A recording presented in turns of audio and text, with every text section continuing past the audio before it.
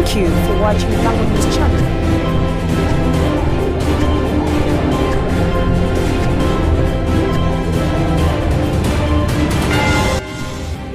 To us tonight. So is it over for UPC then? It cannot be over for UPC. We've been in this struggle. We have had so many hurdles in this process. Now, you mentioned a letter dated 20th September. The meeting which we had with the Electoral Commission was on 21st September. In other words, looking at that letter, the decision was made long before we appeared. I can tell you that it is true that the Commission today received at its headquarters the different groups that are having issues regarding the leadership of Uganda People's Congress. And the Commission listened to each of those parties regarding the issues that are contested in respect of their party constitution as well as the various court decisions. The Commission had each of the parties make their submissions, and now the Commission has retreated to consider all the submissions, considering all the court decisions, and is going to communicate to all the parties its decision in respect of who and what is possible and what is not possible. What next for Akena? The Electoral Commission has declined to nominate any aspirant from UPC to contest for presidential election of 2026 to 2031. UPC supporters are now demoralized by Electoral Commission's decision barring UPC from having a presidential candidate. Thank you for watching Lango News Channel. I am Denish Ongora.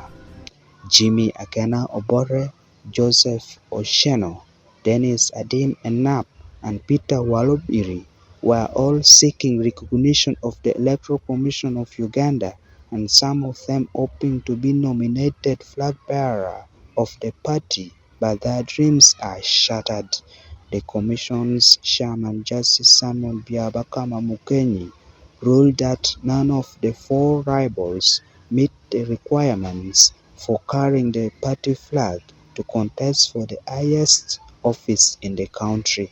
Byabakama based its ruling on the ongoing court cases against Jimmy Akena filed by Peter Walobiri and others, a court case filed by Osheno, and a ruling that disapproved the candidature of Akena that had also barred him from seeking re-election as the party president for the third term. The Electoral Commission spokesperson Julius Mushunguzi said the decision is made basing on the submitted documents from all the conflicting parties and their submissions during the mediation meetings summoned by the Commission's chairman.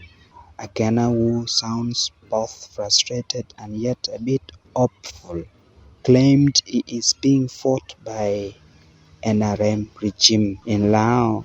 During a talkback show we measure on Radio Voice of Lao, the UPC phone callers sounded frustrated, demoralized and hopeless, while their NRM counterparts, who for long and repeatedly assured people that Akena would not be in the ballots, were jubilant.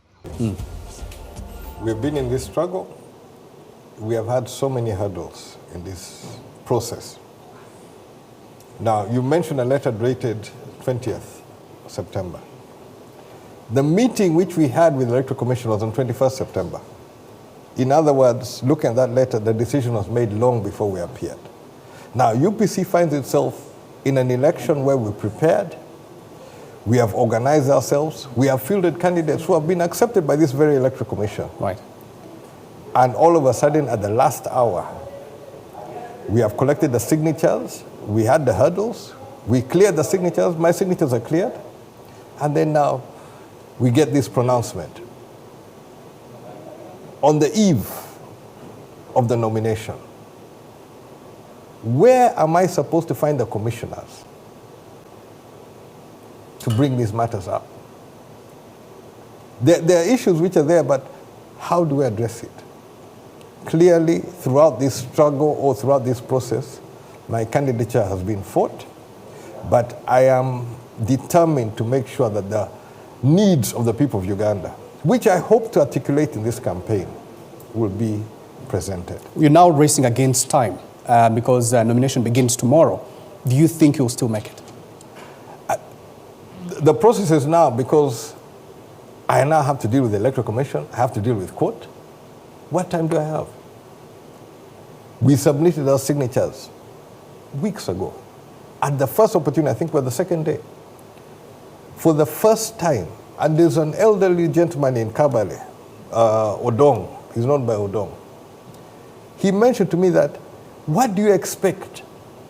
You're submitting, and you're not there when they're being cross-checked. We lost time, but all these processes have been delayed, hurdles have been put. But I want to urge the members of UPC, please, let's remain calm and let us do our best for the people of Uganda. We cannot lose every opportunity. I have fought the fight. I have struggled, but clearly there are people who are so scared of my candidature that they'll do everything. I've had so many hurdles. Has there any candidate had these hurdles, all these processes through? I have gone through every step, but each time they're throwing hurdles. From your name missing on the register now to signatures not verified and now and all that. Name missing. Who do you hold accountable for all this that is happening to you? Those who fear my candidature. I have brought into the politics of substance, politics which deal with the problems of people. I have been able to deal with opposing political players, but in a mature way, in a way which works for the people of Uganda. Recently, we're at iPod Summit. I was there. There are disagreements which we've had. There's disagreements we had on the floor of Parliament. Some of that matter was addressed behind closed doors. That is my politics. I am engaged for the benefit of the people of Uganda. And I will not disengage. Even if you're trying to cut me off at this critical moment, I cannot leave the people of Uganda. I will be there for them. Who is this invisible hand that is scared of your candidature? It's the state. How else? Who can control this one? Who can control the Electoral Commission? The courts. A case goes into court. 5 weeks is concluded.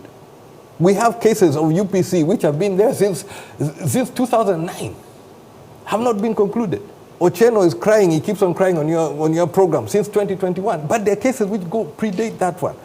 There are all these cases, but I must urge UPC members, we must work for the people of Uganda. We must struggle for the people of Uganda. Whatever hurdles they put, we must try our level best to overcome them. Yes.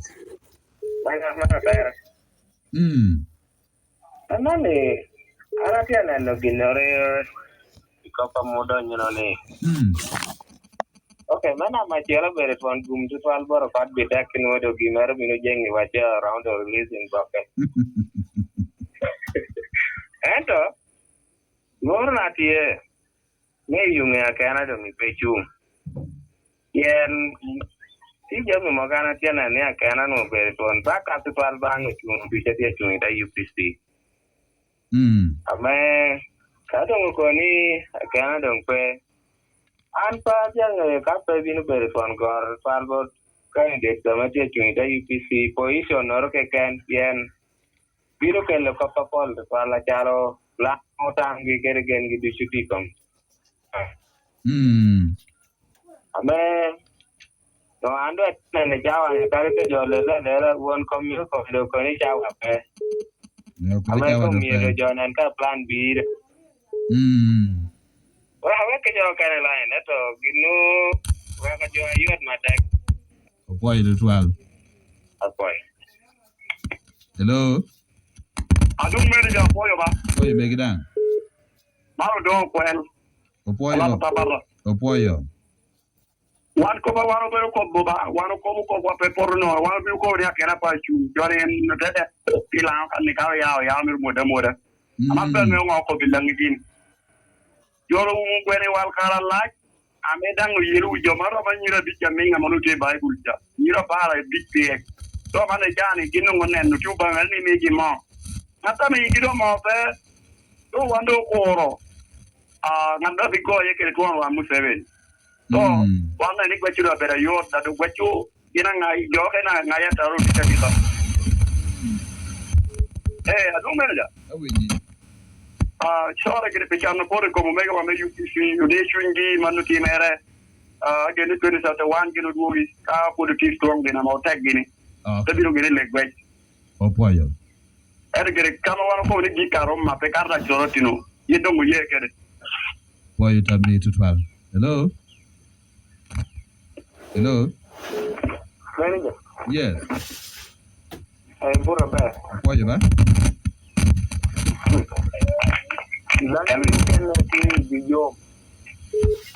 Yes. Lango. Okay, I can't get it. Adwong manager. He got line area. Oh, lock it down with that. So you look at Loki. Manager. How we need? I made a near qual and me. What's a coberu career, making. Niabe to a I want to come video with Yamukari, Dikua Berry knee. If you are more taking lounge, ticket, Buku, Pinobinian, Benny lounge, ticket, Buku. Don't go from a lounge, character, came down in your book, something or affect to one metamine than in your cat, the man in a medical lair. I make anything to do, well, be tell Lenny, yeah, couldn't I tell Lenny, you know. As I call it book, and I look at Jackie, was there. Gina me ultimo uruni no mengola. Yana tavere unyu dokamenti mi tia kombo. Yurnen tala bala game pura butu berutie. Gina ma butu berutie ni en kodang ramuchung. Ikitorwe kena me ramuchung kara kede. Eto mando mira ko yikero ko ni pe alare. Pien dana na machelo ta choyutin. Di hido ngudi choyo kena ni do choyo joti tumoko. Amenyuru ni ko pe chua jimi yi chua tia wara nyimi. Kwa ndo chunyo kwa ye. Mando peti possible. Kardong ta ngwa ati mer pedo ti possible. Ngwa ka do ngapira tag. Ena ye ni ngwa do jati mu wara nyim. Pien me chua jimi 2026 ni. Pedong ti possible. Na haen nangi kome. Ukoni chawa do pe meti muginara me miye chung. Kalo nga mano, wano jingo chunywa. Eka na kwa hini. Yomenda pet, meta talo yogane chawa ni. Ujua unu, wana chawa langi wana teka na tek tukwal. Dango miyo jono chame ni Akena jimi binchung. Pipeka me government me chane titera. Me wana chawa nola nisumu tuneno. Amerikano ena Akena ya te chungu ya bera ko ni eno ye. Niye binulo ibinuti. Tano rekunu ibinu chung. Unyere kere kom jotkom. Ja bero penchun jano. Pien kai wo respectas ni ni balti ye. Eke na jara Akena no ye te kon ene ye beauty. Pien na obori cha ke kanacha. Esa government melo yoga tikere uma bosho. Ame chamo ka gida tineri ye lao. Omi donyo akate bolo kon. Ekente ngate kancha wana to matungige. Eka jame wuri chime te government na ngicha geto lelo geta ko ni pele nkongba. Ani wane potwong.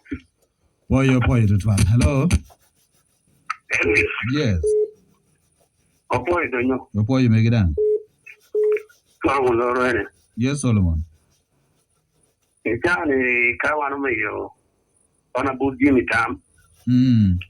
Omi tama me dung ramo konyo jo dung pien. Achalo jo me UPC. Ige level me parliament. Ebe level local government me ke council at Tichidong. Tam ka sama do dung na dung ramo konyo jono. That is it. Ebe ona budi mi da tia nung ni potetile. Adu la dong yo no kyo dong ba ko no pero mo kelo ro yo ver ba ma original plug do tipo dani ye. Okay, dano ko ye. Yes. Adu kenda one form ken joti. Speaker me apaj and I met Yamako flag kunu. Kada dong po yo dano pero ke kufu ne bera be ma parliament. Yaki to bera me parliament. Can't be looking or doing a bit of a prayer. I'm a UPC no keeping can give no money. I can a better party president. And a manager in the dong, operating in Kufu. Koda area, Koda, no corner better potter. Then you can Ramajo picture one. To gina mo mi ne ro ko ye kere jo ko mate. Legal brain mi ro kata ni secretary general chat. Tia kito ga mo ko ke ni ti kere power. Me backing job ko nga dunga cha me ukwayo kwira jo ukwayo kwira me upate present baby iran bay ma me backing job ere amane jo da ngai do pe lu apenya ndo ya to jo mutia jeri tenga ilweda FDC inu na dal ma fabi lu mutie imali cha wala inu cha wala yiti ta jo mare pe lu inside me na ra inu ngodan tie American do tio na ba te kere do ngabere tie gora UPC kondo na no ka ke ni ko ka tie ni ka ni ko bo yo te ni ko mi un ka yo ko ya Akena pe be di wala pepa yo ko ni pe be di do pe ye ma ne ka ni ko i 2031 do na ni wo to do no da o pucha man i chu me be president aga do tie me pi wa e de kere Akena do ngata ni ka kwere ina ka tin ino nen kire me no te ka kire na ren kito yodom jo ti kire kare kelka kika te woro rama bo ti mo wangi waro ti me gwa ti mo ya damo game kondum jo do nyuka ye yo no te kare kel ina mu kimi tu kel wala dom bo tin ja ti na yero ne o ko ni be kire na rema yo te mo tamano ko ga de tu mo ana po ya te Poi Solomon. Hello. Alvi Yes. ni lo ko ko scrive la para di Yes, Stephen. Abero che con ura di tutto almeno una roba che pomni faccia UPC do ta. Wala yi wa tia wanga teka me abanu miro yella tan medang lao. E da wi jo e da ko ni a gindo la ku UPC dong kwa ta wa. Pom to wi jarra cha me ana ta mani wan la ni di chunywa to ko Karmas me area ke de wa kiem to do Akena no do le edu de mala Jimmy James Michael Akena ka pe oyobo pen chik me UPC. Romu chung me be the president ni wiye kene onyo choyo patu kenne. Yen pen chik UPC jini serving kamwa ka par pe do etidwo gatwale. No umi ako manno Jo umen na pala me UPC pe bet ke luor Tungu machunji tai ino ni UPC uka kuira duo akara party president kita Yena ra wando meo ko ane primary election na uma na ra bobo lu yo kwala kwala bana kopiene ya wan no kino no me na yo no miro kare ino kwa ngora ka ane no kwa ngora yo karo ame kuiro kwala yo ada pe yo me ya record petie because queer ducha me okwalo joter bot a tribunal pe umbo honi okwalo queer nomi so bandu wan to jere ye ana ko bu pia na bola tenenno kara ka yini ko no chago penyo wan yini nuoi kwen a wan de ko bo ngaye ye miru ko gina me chik umbo Romu gir bedi yini neno jame mogo eto chik pe umbo okay Elvis we yes ana ko bu kan UPC be de shungi tai okay Opoy matek. Then ngato ken wait line kan. Hello. Yes. Elvis bro. Opoy ba? Hello. Yes, do ambo. Ko ta woro bejo. Woro ka ken yi ku ti mo me wa jebi la ka jebi la ki. Rom ta do ma wana woro bejo ya ko ni ta me chulwa. Mario. Papa ameti la kana mo ni dam kore. Amel kan dinga. Do ambo he. Ke bet stable network ki petia ba. Aki kitalo. No. Ino be dial pe yo. Nyodi loka buru ka ya ko maro. Elvis. Awinyi. Gino tio to wa to la jaro parte le UPC. No, do ni cha right. To do.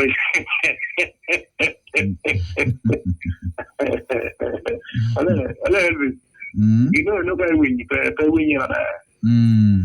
Enio jaro yo jaro UPC di king apol fa parte ko pe me Uganda. Kati win yo pe win na do ni chunya da ki kule. Gatendo. Michael Elvis. Awinyi. Ana ngia beri. Ukita mujegi niko school dong kien. Eki chawa do pe. Chawa do pe. Chawa do pe. Pian yang abe nomination dia pi mertin. Kede diki. Ame kede diki ke. Kado ne kia were. Kopa do tikiti. Ana ame to jingi chini kwa pati na UPC ni. Wana tikiti jao wachaki LC1 councilor yona me parliament. Aida nye wana kiri kanjiri wanupe. Ati kina pia taka umini timu le kuli mebolo kuni la bae bojawa beda call pati na UPC. Ana winyo kopo mina Solomon Lora wino tamina matet Solomon. Kayi na mon pati president dia makena kakar city fees agi piru fiye. Ameda watia la ba garalia. Ado nami to kabunia man. Dan yo ka cha be fiye ka cha be tie. Anu akwa ile ngori maru. Maruzi flag bayarati ya me party me UPC. And what kwena kora weho. Dano ti kuno dango me flag. And what independent. Yeah. Kalo no peti kitoro pin kalo ni chung no do mi what independent ni chawa pe. Yen kapa bebe mano mina elvi ya do pin ke dirigen chama oro tikan tini mu chawa tikan. Wala me do ko buki al pata me UPC ni. Ento ken odobo. Yes. You look na ngeo Jimmy James Michael Akena ye ena ye ni eno bedo dana beti very principle. Ya ko be parliament ni endung pedok me beda me parliament na kare ke lordo kiken. Da dong tomber me giki me bedo MP ko bedo manna ti woti. So whether ngote mere no ngote mere endung pe me to beda me parliament. Elvis we. Kopa me wenti ko boni ka pata me UPC te ye we ye di ko Electoral. Da to me opo ti no ka pata me UPC opo. Ngari jo pur ba do bo. Kini ngi mo model visa. Jo pur ba ngato pe kon pur. Ngato ro pur ni gi nor de ma ke jan ne kon ne kora me. Pati pe wilo chem bon ngato. Elvis. Yes. Oh, odon bo he peda ngeo timi to get one no ti ku bera bad. Maybe you time me pet here. Well, we bon ngato kene. Hello? Hello? No, ti mo chima me jina peti winyani. Hello? Hello? Yes, please. Burra bera Elvis. Apoyo ba? Apoyo. Yes, manga. Man Godwin achai. Yes. Amor da te moto win radio dushu. Ana atama mika atama ko gina titiri. Okay. Ana bina ko kana think then dang when you are big. Maybe man when makira. Era better cara we should blow.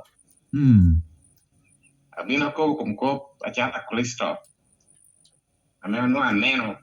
Atama dangi lako ba no tiu kera. En ko giru na na haram no pot pa ko bi logo. En wa tama ni karana ko kopcha hotel party. Abero jo winyo tam. Awa chak kwa ni action tielo na yiko jami. Me we ngo.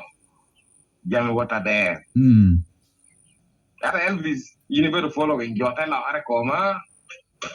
Yo wira ko ena wira ko cho work ara ko bi peva. Am pe abero movement of power with power. Era na meti pati era mando yinen kara do jaw wore. So ginana ko bolla ni era me pati kere na bul jima kena angeli te win kare fo win jo mera ko be en ye ber ngata win ko e cha mo ri logo ni na wanu ti ni o ba tiu ke dano dan tiu ke ngata yinen ni nyo goro te ko bu ginor me ya bu wan ko para bira ko bu kare ona bul jimi uluo mego meno te ber kare ping Dwera ngwen dwera big karmo tie meti amending constitution. Karmo tie making reconciling. Eto pien jo moro tie. Amegin borbero pero men wano. Eko be komona mi moro ke ken. Ko pena ko no ko peto wi. Eta mer ko ne ba tiu ke dan. An gina na ko bukan tinda pon pe ana mi ta ko kite Elvis. Yes. Akena poti kere kai da nyimer potie. Eta mi ta ko beni kare en pe winyo joma ram ko beni. Ka metni politics eri here. Amita en duok chien lera kan luong jo de ke bedo kere ping. Luong wang na sur poti kwa. Bet kere ping. Luong bonyo JP. Tikwa. Ngato no mi rihen luong teberia kina jona medo kwa mar ko bero liela tiati. Kita en tia wot kere politics kere tia wot kere chawane. Pero politics na ngato kena medo karo bero kero CP. Joanna ko no pero promet langa me langingyo kaen po duogo tenungo guidance god jori ana tiele yota ko lela piatim Okay. kita rik pa paramiti entime politics eno die veti mo ko pete wota be Okay. ana ko ginara ngeo dan kaen po ye anyima me politics pora bera te Opoyo. kaen ramo lungo jori jona guiding en te chako mwechere ti. Good. Boy, boy, chawani. Chiba giki. Hello. Hello. Hello. Hello. Yes. Man, I don't know when your radio online, dog. Hello. Yes. Hello. Hello. Atia winyi ba? Hello. Egda ganda na magiki. Hello. Hello. Yes. Joe Ningo. Otie kono yin. Apo Mr. Upo yimegidan. Yeah, no Leo Aguda Lila. Yes, Leo. I don't know this. Apo your program Woody Katu Nokere Chawani. Yes. It is very openly Electoral Commission na Yobero the custodian of Chacha Unikwanano. And Otivera Kerekepo yo got a Unigo Chimbodi Kwanoni Yamut Murli. There is nothing I don't want to go out in South Chacha Modon, you know. Porque Jobero Combo is one of the fall of a part. Nahana Gudani are very insisting me. Jimmy James Michael Akena, but getting with Jamie get attack with Timmy. I don't know what he called a coin core PZ with Paychum and a war leader more healthy than any. Milk America here for that check over. How no UPC that Akena, Neo procedures can keep them a tell the UPC. When you are given amendment before court order, I'm not going to tell about it. So, if you are the time of question, we not do you outside court order, but come and tell me,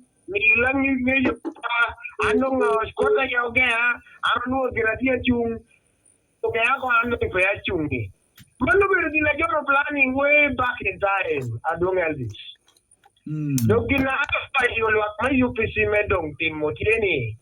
Caro come, poi io berotello che regoba, che lo iai, che lo cora, che le tiro, a me tu che mi gioca tu qua. Se vuole Elvis, cara dia me, come io penso per compagnia, cara che era mohoni era lui giù.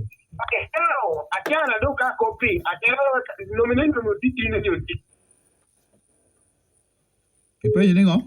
Publicly, riuscito a meno c'è un milione di arrivare c'è l'Electoral Commission. Memmo con che erano già vuotoie, vuoi fare un engine no?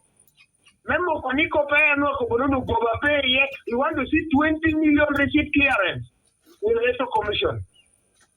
Yeah, the last time Yunis appeal to Hudokobone, Gina no dongi kere no keke no dongi kere cholo 20 million. That means no report payroll cholo.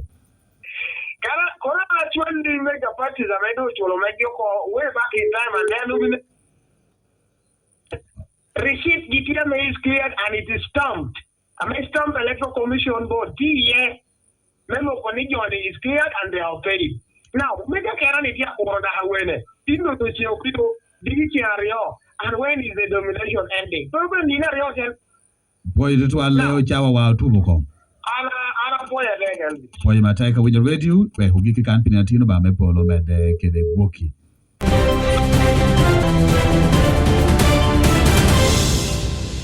Thank you for watching Lango News channel. Please subscribe for more updates.